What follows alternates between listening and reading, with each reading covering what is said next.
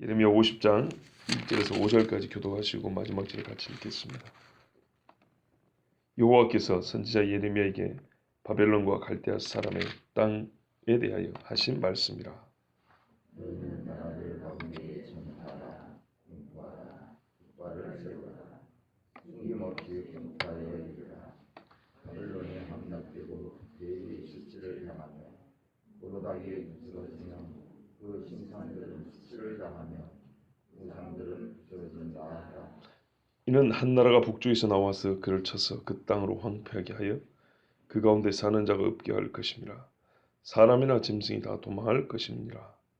여호와의 말씀이니라. 그날 그때에 이스라엘 자손이 돌아오며 유다 자손도 함께 돌아오되 그들이 울면서 그 길을 가며 그의 하나님 여호와께 구할 것이며 그들이 그 얼굴을 시온으로 향하여 그 길을 물으며 말하기를 너희는 오라 잊을 수 없는 영원한 언약으로 여호와와 연합하라 하리라. 아멘. 예레미야 50장에는 바벨론의 멸망이 기록이 되어 있습니다. 우리가 이사야 보면 여호와의 신원의 날이라는 한자 표현인데 원수 갚는 날 이런 말입니다. 모든 대적 중에 가장 파괴적이고 강한 자가 바벨론입니다. 실제 바벨론이었고 우리가 마지막 때에 짐승의 나라를 바벨론이라고도 표현을 합니다. 이 앞에 모압도 있었고 암몬도 있었고 블레셋, 애굽, 엘람, 아람, 에돔, 그렇죠? 이런 나라들은 실제로 이 바벨론을 비하면 손바닥만 하고 이 새끼 손톱만한 동네라 그랬습니다. 그런데 이제 바벨론이 멸망을 당하게 되었습니다. 근데 예레미야 개인에게는 바벨론은 상당히 호의적인 나라였습니다. 알다시피 다 끌려가고 왕을 죽이는 마당에서 예레미야에게는 그 군사령관이 하는 말이 당신이 가고 싶은 대로 가십시오. 바벨론으로 같이 가시면 우리가 잘 모시겠습니다. 이렇게까지 얘기를 했습니다. 그렇지만 예레미야는 하나님의 나라를 이 땅에서 지워버리고자 한 나라에 대하여 개인적인 호의를 제공받았지만 개인적인 정에 사로잡힌 것이 아니라 하나님의 섭리에 따라서 하나님의 공의에 따라서 바벨론에 대한 심판의 말씀을 전합니다. 지금까지 이 예레미야가 이 바벨론 문제 때문에 자기 민족들에게 버림을 당하지 않았습니까? 그렇죠. 바벨론이 들어와서 이스라엘을 유다를 망하게 할 거다. 이것 때문에 자기 민족이 죽임을 당할 뻔하고 얼마나 고생을 했습니까? 그래서 하나님께서는 말하자면 바벨론으로 인하여 고생을 당하게 하셨는데 바벨론의 망함까지 예레미야 입을 통해서 전하심으로 모두 원수 갚음과 하나님의 공의로운 심판을 마무리하시고 또 은혜해를 전하게 하셨습니다. 이게 이사야를 통하여 은혜해가 온다 그랬는데 그 은혜의 실제를 예레미야를 통해서 전하게 하셨다는 말씀입니다. 자, 여호와께서 선지자 예레미야에게 바벨론과 갈대아 사람의 땅에 대하여 하신 말씀이라. 이 백성에는 심판이지만 이제 포로로 잡혔던 이스라엘과 유다에게는 하나님의 안식이 주어질 것입니다. 무슨 말씀이냐면 원수의 파멸과 하나님 백성의 안식은 동시적으로 일어난다는 것입니다. 개인도 그렇죠. 사로잡았던 영이 떠나면 우리의 영혼의 안식이 찾아옵니다. 2절에 우리 본문에는 조금 번역이 잘못됐는데요. 전부 다 과거형인데 미래형으로 되어 있어요. 바벨론이 함락되고 벨이 수치를 당하며 모로닥이 부스러지며 부스러지리라 이런 식으로 되어 있죠. 그런데요. 원래 히브리어에는 부스러졌다 이렇게 되어 있어요. 미래형인데 이렇게 그러니까는 나중 일인데 옛날 일처럼 말하는 것을 그 예언적 과거, 신적 과거 그럽니다. 반드시 될 일이기 때문에 과거형을 표현합니다. 우리가 로마서 강의 때도 그런 기억이 있었습니다. 로마서 4장에 보면 아브라함의 복이 열방에 미쳐서 그 백성들이 구원받는 문제에 대하여 아브라함에게 하나님의 창세기에 말씀하실 때 과거형으로 말씀하셨어요.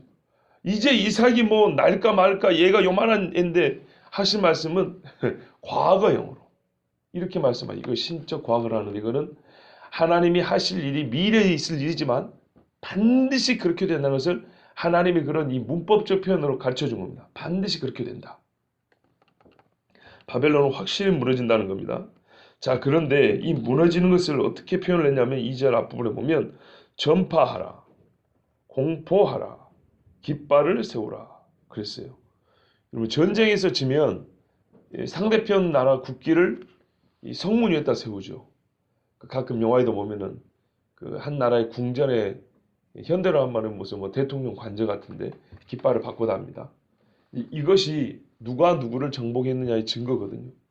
그런데 깃발을 세우라 이 말은 무슨 말일까요? 바벨론의 국기가 무너지고 다른 나라 국기가 그 자리에 세워진다는 얘기죠. 그런데 이거는 전 세계 사람들이 기다렸다는 소식이에요. 그래서 전파하라 너 여러 나라들 가운데 민족들 가운데 전파하고 공파하라. 누가 기다리지도 않으면 이건 굳이 말할 이유가 없겠지만은 모든 나라가 기다리는 그날이라는 겁니다. 그래서 하나님이 공포하라 깃발을 세우라 숨김이 없이 공포하라 다 밝히는 얘기입니다. 여기서 벌써 좀 다릅니다. 다른 나라는 이렇게 말 안 했어요. 그냥 망할 거다. 너희도 평안히 살고 교만한 민족인데 반드시 너희는 심판한다. 그리고 그 이유를 말씀한 다음에 흩어버린다. 그리고 어떤 민족은 은혜롭게 하나님이 다시 데리고 온다. 이렇게 말을 했지.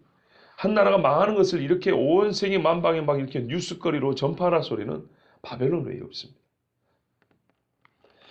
자, 바벨론이 함락되고 벨이 수치를 당하며 무로닥이 부스러지며 이 벨은요, 이 무로닥과 사실은 같은 말입니다. 이 무로닥을 말하는 또 다른 그 아카드 표현입니다. 그러니까는 벨과 무로닥은 같은데 이 무로닥이 어디서 나오냐면 무로닥이라고 이렇게 딱 그 이름이 고유명사로 정확히 나온 거는 성경 한 2번밖에 없어요. 나머지는 사람 이름에 붙습니다. 우리 여호와의 이름을 붙여서 이름을 짓죠. 이스라엘 사람들 여호야김, 여호아하스 이렇게 말하는 것처럼 이 바벨론 사람은 무로닥이라는 이름을 붙여서 이름을 짓습니다. 그래서 보면 에윌 무로닥, 무로닥 발라다 어디선가 들어보셨죠? 친숙한 이름 하나 가르쳐 드릴까요? 모르드케, 무로 비슷하죠? 발음이 비슷해요. 거기서 나온 거예요. 모르드기가 히브리식 이름이 아니에요. 바벨론식 이름이에요. 제가 이런 말씀 드렸죠. 에스더 모르드게는 이 바벨론에 끌려온 사람이 아니고 거기서 태어난 사람이라고. 에스더 당시 BC 400년대입니다. 한 480년 정도? 포로로 끌려온 지 거의 100년 지났습니다. 에스더가 100살 먹은 할머니라고 생각 안 하시죠? 그죠? 잘해야 10대 후반의 소녀입니다. 그러면 에스더의 삼촌이 아니고 사촌 오빠입니다. 나이 차이가 많이 나는 사촌 오빠. 보통 삼촌한테 자 분명히 아니라 그랬어요. 이 사촌 오빠인데 나이 차이가 좀 많이 나니까 아버지처럼 길렀어요. 이 사람들이요. 바벨론에서 태어난 사람들. 그리고 나라가 바뀌어서 말하면 페르시아에서 태어난 사람들입니다. 그래서 태어날 때부터 이름이 그렇게 지어진 거예요. 그 동네 이름으로. 에스더도 마찬가지입니다. 이슈타르. 바벨론식 이름은 별입니다. 본래 히브리식 이름은 하다사라고 부릅니다. 그런데 바벨론식으로 부르니까 그런 거예요. 다니엘도요. 다니엘 이름이 갑자기 생각 안 나는데. 아우 주여. 하여튼 바벨론식으로 이름을 중간에 바꿉니다. 그 사드락과 메삭과 아벤느고도 전부 다 바벨론식 이름입니다. 뭐 하나냐 미사일 이렇게 불러야 되는데. 자, 이거는 뭐 참고고요. 하여튼 그러니까 이 페르시아와 바벨론에서 태어났지만은 그 신앙을 지키고 있다는 게 얼마나 대단한 건지 한번 보세요. 포로 중이지만은 신락 같은 하나님의 말씀이 이어져오니까는 포로 중에 태어났는데도 페르시아 왕에게 기도하고 앞에 나가잖아요. 그렇죠? 얼마나 이게 이 신앙 힘, 하나님이 주신 이 언약이 우리에게 엄청난 그 능력을 갖고 있다는 거 정말 아셔야 됩니다. 자, 그러니까 이 무로닥도 무너지고 부스러질 거다. 아예 그냥 제가 쓰는 말은 바수어 버린다 그러는데요. 부드러운 표현입니다. 바수어 버린다. 좀 심하게 표현하는 사람들은 뽀개 버린다 그러죠. 그게 아니고요. 근데 이 무로닥이요 말 그대로 어떤 말이냐면 폭풍의 신입니다. 그러니까 농사를 좋아하려면 비를 내리고 태양빛이 내려져. 그래서 태양신이라는 뜻도 있고 폭풍의 아들께 비와 빛을 주관한다. 뭐 이런 신이라고 합니다. 근데 하나님께서 이 무로닥을 벌한다는 것은 옛날에 애굽과 애굽의 신들을 벌한다는 것처럼 하나님의 백성을 탄압하고 죽이고 멸망시켰던 사람들은 사실은 그 보이는 사람들이 그런 게 아니고 그 사람들을 조절하는 영적인 힘이 있다는 겁니다. 그것을 같이 하나님이 멸망시킨다, 파괴한다 이런 말씀입니다. 이 바벨론의 멸망이라는 것은 모든 사람이 그래서 관심이었고요. 하나님이 자기 백성을 살리시는 최후의 그 마지막 과정, 그러니까 하나님이 이스라엘 백성을 살리시는데 마지막 하실 일이 그 원수를 멸하시는 건데 이스라엘 사람들은 이 날을 참으로 오랫동안 기다렸습니다. 자, 하나님이 이 백성들을 구하시면서 원수를 멸하는 것은 시편에 의하면 이렇게 말했어요. 여호와께서 자기를 알게 하사 심판을 행하셨으며 그랬어요. 하나님을 알게 하는 방법이기도 합니다. 원수들에게도 하나님을 알리기도 하고 하나님의 백성에게도 하나님이 누구신지 알리는 방법이기도 합니다. 우리가 잘 아는 대로 다니엘 2장에 보면은 느부갓네살이 꿈을 꿉니다. 근데 꿈에서 본 신상이 있었는데요. 신상과 그 신상에 일어난 일이 얼마나 기가 막혔는지 이 꿈은 반드시 해석을 좀 해야 되겠다 생각을 했어요. 그런데 단순히 꿈을 말하고 난 다음에 해석 개발을 하면 막 꾸며낼 수 있기 때문에 이 꿈을 진짜로 해석할 수 있는 사람은 어느 정도 능력이 있어야 가능하냐? 꿈을 맞출 수 있는 능력도 구비해야 한다. 그렇게 생각을 했어요. 이게 무슨 말인지 잘 생각하셔야 돼요. 이 꿈을 해석을 진짜로 바로 할 정도의 진짜 영감 있는 사람이라면 나는 진짜 가짜로 풀어내는 사람이 아니라 진짜 영감 있는 사람을 바라는 거예요. 정말로 이 꿈을 제대로 풀어낼 수 있는 영감 있는 사람이라면 이 꿈도 맞출 수 있을 거다. 이 두 가지가 같이 가야지 안 그러면 이 꿈을 나는 아무리 어떻게 해석을 해도 믿을 수가 없다고 생각한 게 그 신상에 대한 꿈이었어요. 너무 끔찍하고 무서웠거든요. 그런데 다니엘이 와서 그 꿈을 여호와께서 주신 꿈이다 하면서 말해주잖아요. 근데 그 꿈의 마지막에 말하냐면 머리는 금이고 가슴과 팔은 은이고 배와 넓적다는 동이요 종아리 밑에는 쇠요 쇠 밑에 발은 쇠와 흙이 함께 있어서 하나인 것 같으나 분리되어 있습니다. 섞여 있으나 분리되어 있어요. 그래서 수련했던 말씀 에렙 섞여 있지만 떨어져 있는 그것이 왕이 본 나라입니다 그랬어요. 근데 문제는 뭐냐면 이 금머리가 바로 당신입니다 이렇게 했거든요. 근데 이게 참 재밌습니다. 하나 나라입니다. 그렇죠? 당신이 가면 그 다음 나라 올 것이고 그 다음 나라 하면 또 그 다음 나라 올 것이고 그럼 마지막 나라까지 올 거죠. 그런데 사람의 손으로 되지 아니한 떼인 돌, 뜨인 돌 어디서 떠온 돌인데 사람이 손으로 만진 흔적이 없어요. 이 돌이 날아와서 어디를 친다고요? 머리요? 발을 친다 그랬어요. 맨 마지막 제국을 친다 그랬어요. 그런데 이게 전체가 무너진다 그랬어요. 재밌죠? 역사적으로 이미 바벨론은 무너졌고 그 다음에 페르시아가 왔거든요. 그런데 왜 마지막 제국에 발을 치니까 전체가 무너질까요? 역사적으로는 하나의 나라가 가고 그 다음에 나라가 오고 또 그 다음에 나라가 왔지만 실제로 영적인 성격에 있어서는 이거는 동일 성질을 가진 나라라는 겁니다. 그렇죠? 하나님을 대적하는 한 몸과 같은 나라라는 거예요. 사람이 보기에는 나라가 바뀌었어요. 근데 페르시아나 아니 바벨론이나 페르시아나 헬라나 이 마지막 나라나 누군 로마라고 하지만은 로마라고 안 했습니다. 하여튼 이 나라들은 나중에 짐승으로도 표현된 이 나라들은 영적인 측면에서 보면 하나님의 나라를 대적하는 동일한 그런 성질을 가진 나라들이라 그래서 한 몸을 이루고 있고 맨 마지막을 쳤을 때야 그동안에 있었던 이 하나님을 대적했던 나라들이 전체가 다 무너진다. 이렇게 말을 했어요. 아주 이게 중요한 거라 그랬죠. 말하자면 지금 우리가 보는 이 바벨론은 그 신상의 머리 부분입니다.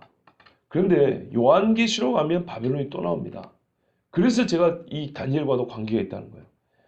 여전히 이 세계에는 주님 오실 때까지 나라의 이름은 바뀌고 통치자의 이름은 바뀌지만은 하나님을 대적하는 사단의 제국이 존재한다는 겁니다. 그것이 어떻게 무너지냐를 하나님은 다니엘을 통해서 보여줬고요. 느부갓네살은 이게 정말 심상치 않은 꿈이라고 생각하고 이 꿈을 해석할 사람을 찾았던 겁니다. 자, 그러니까 이 바벨론이 무너진다는 것은 우리는 단순히 한 BC 1400년 전에 BC 1300, 한 2000, 지금부터 2400년 전, BC 한 4, 500년 전에 이스라엘을, 유다를 멸망시켰던 대제국 바벨론이 무너지고 그 다음에 페르시아로 넘어갔다. 그때 이스라엘 사람의 포로민 중에 몇 사람이 예루살렘에 돌아와서 제2성전을 지었다라는 이런 그 보통 신학자들이 메마르게 하는 이야기를 들을 것이 아니고 진짜로 하나님이 자기 백성을 돌이키는 그 일, 예적과 이후에 있을 이 동일한 영적인 사건, 동일한 영적 성격을 갖고 있단 말이죠. 이것을 함께 생각하면서 봐야 된다는 겁니다. 자, 바벨론 어떻게 무너지냐 했더니 한 나라가 북쪽에서 온답니다. 재밌는 거는요. 요한계시록에 보면요. 하나님을 대적하는 마지막 이 전쟁이 있는데 이 사단이 동북쪽에서 오는 시끄러운 소리를 듣고 군대를 후퇴하라 이런 말이 있어요. 다니엘서에도 그런 이야기가 나옵니다. 재밌죠. 근데 여기도 북쪽이라고 그랬어요. 근데 또 다른 것은 유럽 사람들이 라틴식으로 표현하는 것 중에 어떤 말이 있냐면 모든 재앙은 북쪽으로부터 온다는 그런 격언이 하나 있어요. 역사를 보니까 희한하게 큰 나라들이 망할 때는 다 북쪽에서 오더라는 거예요. 로마도요. 로마 역사 뭐 고트족 반달족이라는 민족이 북쪽에서 내려옵니다. 이게 어떤 공식이라는 게 아니라 살아보니까 그렇더라는 거예요. 근데 하나님의 말씀에 대제국이 멸망할 때는 되게 북쪽에서 온다, 북쪽에서 온다 그럽니다. 자, 북쪽에서 한 나라가 오는데 이 나라가 어느 나라인지는 지금 잘 모르겠지만 하여튼 바벨론을 황폐하게 합니다. 황폐는 사람도 짐승도 다 못 살게 한다는 겁니다. 실제로 19세기가 되어서 유럽의 프랑스나 영국 사람 고고학자들이 고문서에 보면 바벨론이라는 대제국이 있는데 이게 도대체 어디 있는 거야? 왜냐하면 바벨론은 공중정원이라는 멋진 정원이 있었어요. 최신 그 기법으로도 짓기 어려운 이 공주에 뜬 것 같은 대정원이 있었어요. 엄청나게 큰 정원이 있었어요. 쉽게 말하면 여기 서울숲 같은 것을 공중에다 띄워놨다 생각해 보세요. 공중부양시킨 게 아니라 그러니까는 지상이 아니라 뭔가 이렇게 기둥을 세워서 만들어 놨겠죠. 그래서 이런 공중정원이라고 합니다. 이런 게 있는데 하나도 흔적이 없는 거예요. 봐보니까 땅속에 묻혀 있었어요. 기가 막힌 거죠. 이 성벽 높이가 얼마인데 이게 어떻게 땅속에 들어가 있다는 얘기입니까? 성벽만 해도 얼마요? 그게 공중정원인데 이게 몇십 미터 높이인데 이게 어떻게 땅속에 들어가 있다는 말입니까? 하나님의 말씀이 정확해요.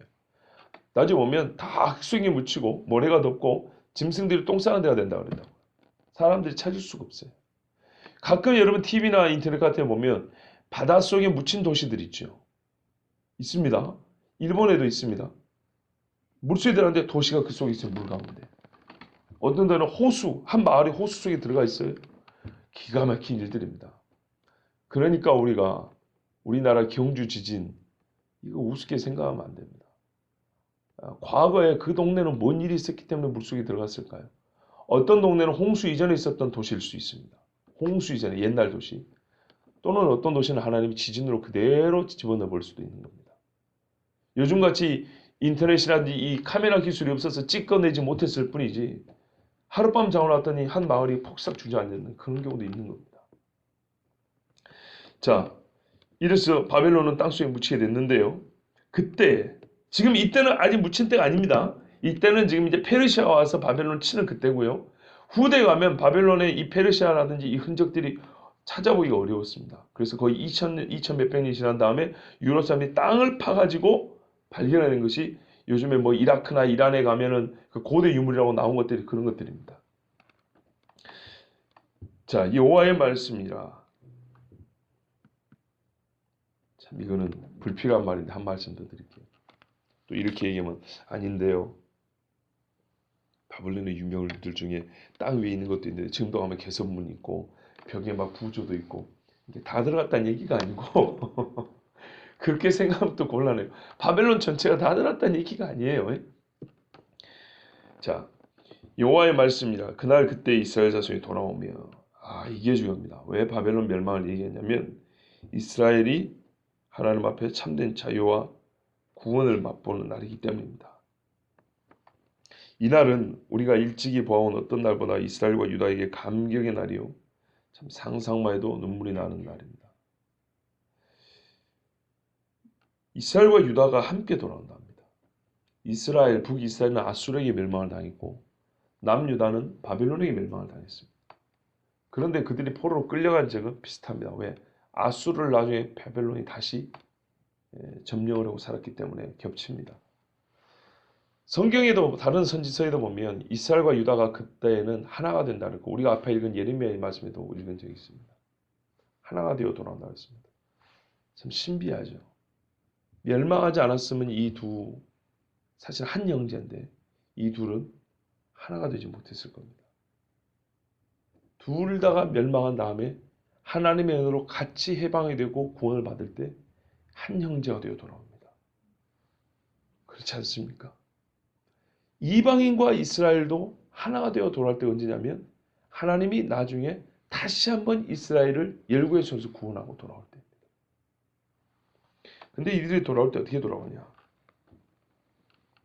울면서 서로 나누는 이야기가 한마디 한마디 나눌 때마다 눈물이 줄줄줄줄 흐르는 거예요. 지난날에 포로로 끌려갈 때 괴로워서 운 것이 아니라 이걸 이름하여 경건한 애통이라 그래요. 거룩한 눈물들이. 죄에 대한 회개의 눈물이고 하나님의 선하심에 대한 감사와 기쁨의 눈물이에요. 지금까지 이 사람들이 이 통연한 것을 어떤 것도 만들어낼 수 없었어요. 연출할 수 없었어요. 근데 하나님의 이 구원의 사건은, 하나님의 구원하심은 크나큰 죄인으로 하여금 통곡하며 울며 하나님 앞에 나오게 하십니다. 이때는 하나님의 손이 얼마나 부드럽게 느껴질까요? 그런데 그때 깨닫습니다. 옛적에 나를 쳤던 손도 바로 이 부드러운 손이었다는 것을. 우리가 아까 기도하면서 이 음악이 나왔죠. 제가 참 좋아하는 찬양입니다. 경음악이지만 가사이래요. 주님 앞에 무릎 꿇고 겸손히 주님을 기다립니다. 이렇게 시작하는 곡이에요. 이 가사를 아는 곡이라서 가끔 이 새벽 기도할 때 이 곡으로 묵상을 합니다. 큰 죄에 빠졌을 때 저 멀리 빠르게 있는 십자가를 눈물이 글쎄면서 보면 십자가 흐릿하게 보인단 말이에요. 주님 앞에 무릎 꿇고 간절히 주님을 기다린다고. 옛적에 마룻바닥 하나님 앞에 정말 통회하고 싶은 마음이 있을 때 근처 교회를 찾아가서 대개는 본당은 잠겨 있단 말이에요. 그러면 소예배당은 옛날만 하더라도 다 마룻바닥이었어요. 그 마룻바닥 앉아서 기도했던 자연스럽게 떠오릅니다. 이들이 옛적의 조상들로부터 하나님을 거역하고 왔던, 정말 그때는 하나님의 손이 너무하다, 너무 무섭다, 잔인하다, 지나치다 그랬는데 지금 이렇게 감싸서 독수리 날개에 품듯이, 암탉이 자기 새끼를 품듯이 이렇게 따뜻하게 주의 손이 이렇게 품어서 분명히 말하면 내가 다시 데리고 오리라고 손잡고 데리고 온다고. 이 손이 옛날에 그 손이었구나. 왜 옛날에는 이 부드러운 손을 몰랐을까? 이러면서 하나님 앞에 울고 나온다는 겁니다. 이 피난 갈 때 그 길이 멀었듯이 돌아오는 길도 꽤 멀거든요.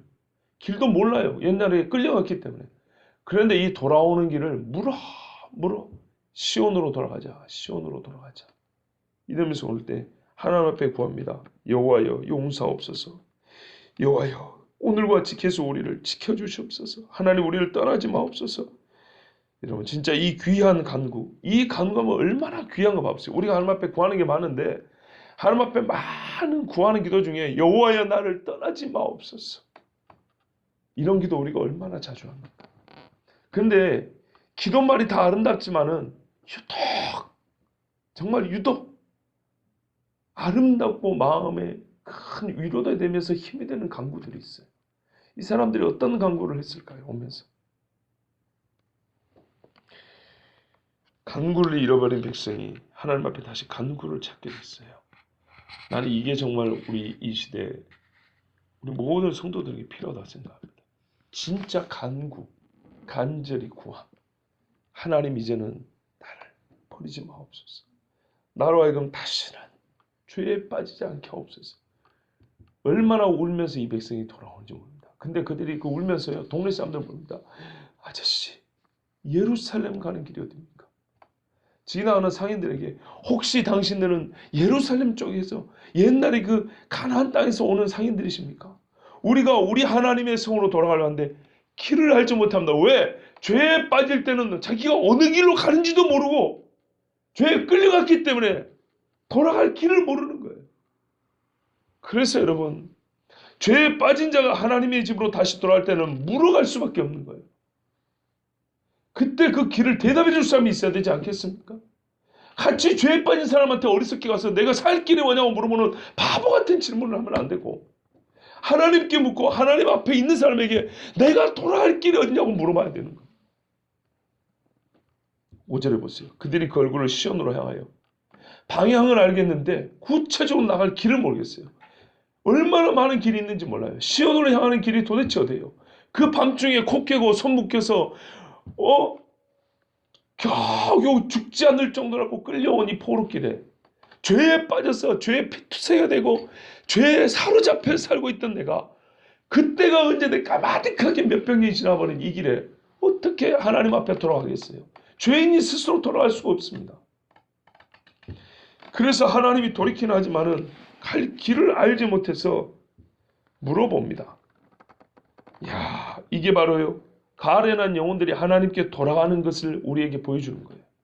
이건 이스라엘 민족뿐만 아니라 각 개인도 그래요. 우리가 하나님의 나라 하늘을 구한다 그래요. 아브라함과 이삭과 야곱이 한 장막에 가야 번향을 찾았다 그랬어요. 한 번향. 하늘을 가본 적 있어야지. 여러분 가보셨어요? 나 하늘 안 가봤어요. 여러분도 안 가봤죠? 그런데 거기야말로 이 죄악된 세상 때는 우리가 가야 될 번향인 줄 알아요. 가는 길 아십니까? 그래서 예수님 말씀했다고요. 나를 따라오라고. 내게 물어보라 그랬다고요. 그렇죠? 그 길이 올 때 정말 힘들 거다. 가시밭길이고 너무 힘들 거다.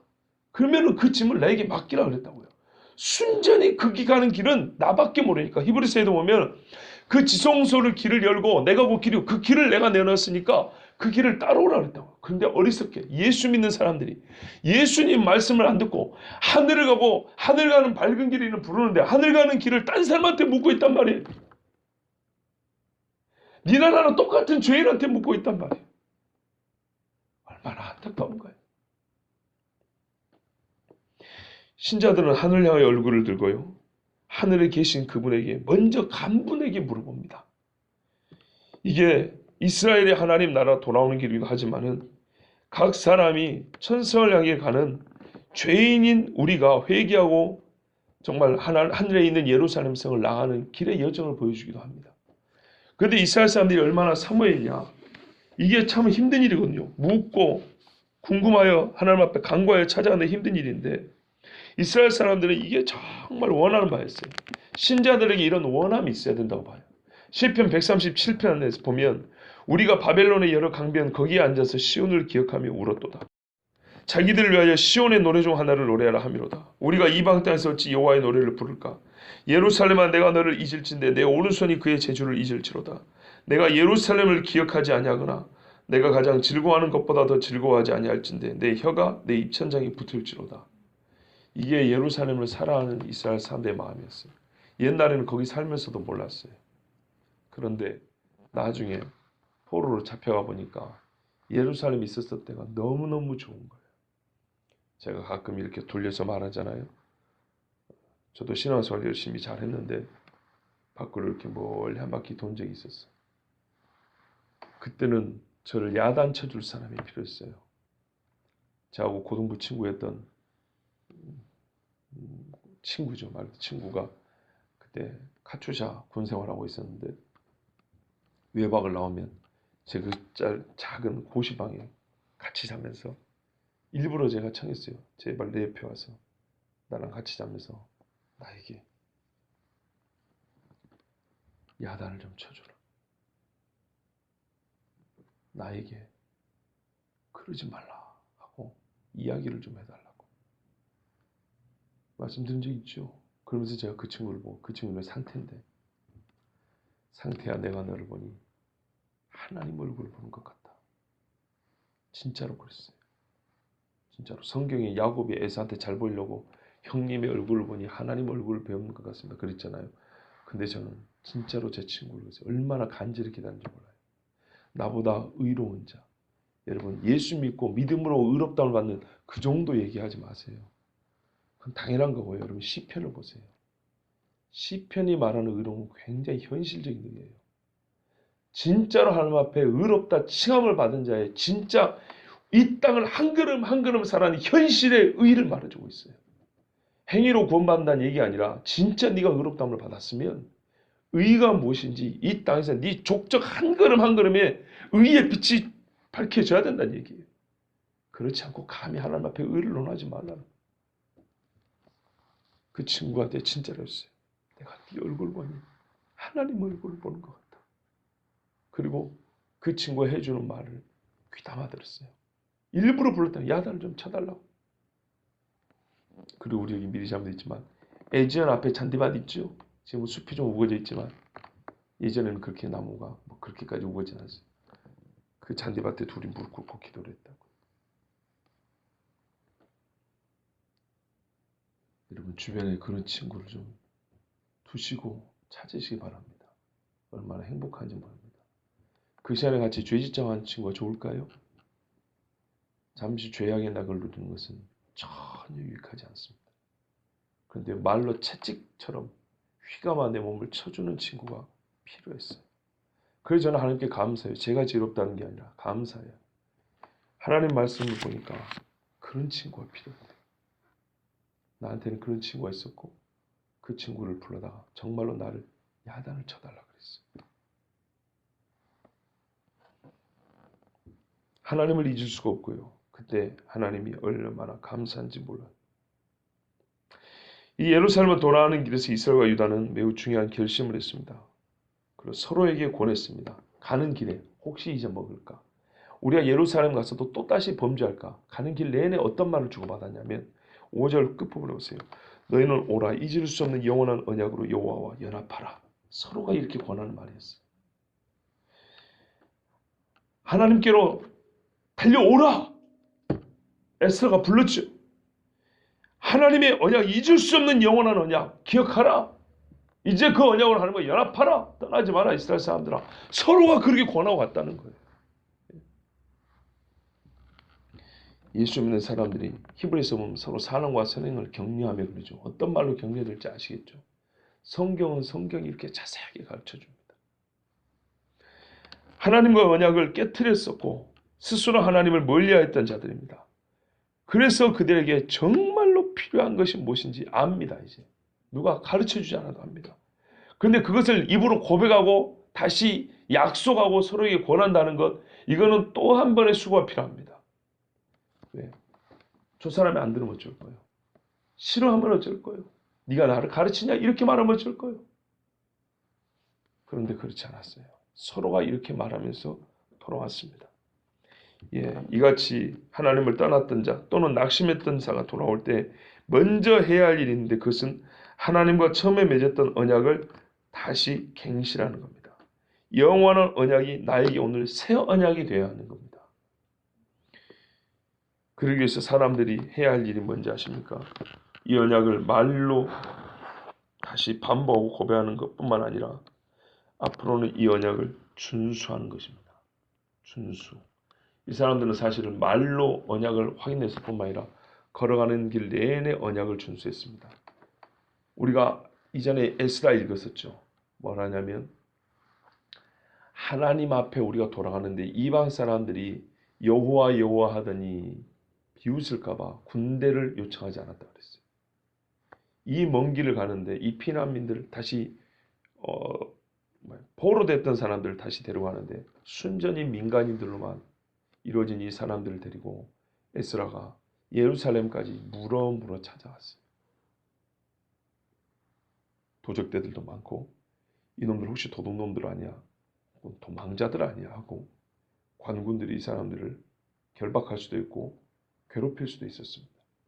근데 에스라가 뭐라 하냐면 우리 하나님의 도우심을 구하고 혹 이방인들이 우리를 조롱할까 싶어 우리는 완전히 하나님의 은혜만 믿고 하나님의 돌보심만 믿고 왔다 이렇게 했다고요. 이런 봐보세요. 그러면 오면서 이런 이야기를 했을 게 당연하죠. 다시는 여호와의 언약을 깨뜨리지 말자. 잘 지키자. 그리고 우리가 이 돌아가는 길이 하나님 앞에 우리가 믿음을 보이는 길이고 하나님의 언약 안에 들어있다는, 정말 하나님, 나는 다시 주님과 연합하고 싶습니다. 내가 주님께로 돌아갑니다. 주님 나와 함께 하심을 보여주시옵소서. 옛날에 출애굽하고 같은 이야기예요. 이제는요, 구름 기둥도 없어요. 불 기둥도 없어요. 하나님 앞에 더 성숙된 믿음을 보여줬어요. 얼마나 아름답습니까? 여러분, 어떤 신앙 좋은 사람이요, 하나님 앞에 큰 멋진 그러니까 사역을 해서 그 열매를 올려드리는 것도 아름답지만요, 본래 그렇게 돼서는 안 될 일이지만 사람이 죄를 지었다 할 때 그 죄인이 진짜 천부의 의지 없어서 하고 두 손 들고 나오는 모습은요, 얼마나 아름다운 줄 몰라요. 그 떼국물이 질질 흐르는데도 아버지 하고 나오는 모습은요, 너무너무 아름다워요. 지금 이스라엘이 아버지께 나아가고 있습니다. 모든 하나님의 백성, 각 죄인들은 이렇게 하나님께 나아가기 시작합니다. 그런데 이 일이 언제 일어난다고요? 각사가 그 사람의 영혼을 사로잡혔던 원수에게 해방될 때고, 또 이스라엘 나라는 그들을 멸망시켰던 바벨론, 즉 강력한 대적에서 하나님이 자유를 주실 때 이와 같은 일이 시작이 됩니다.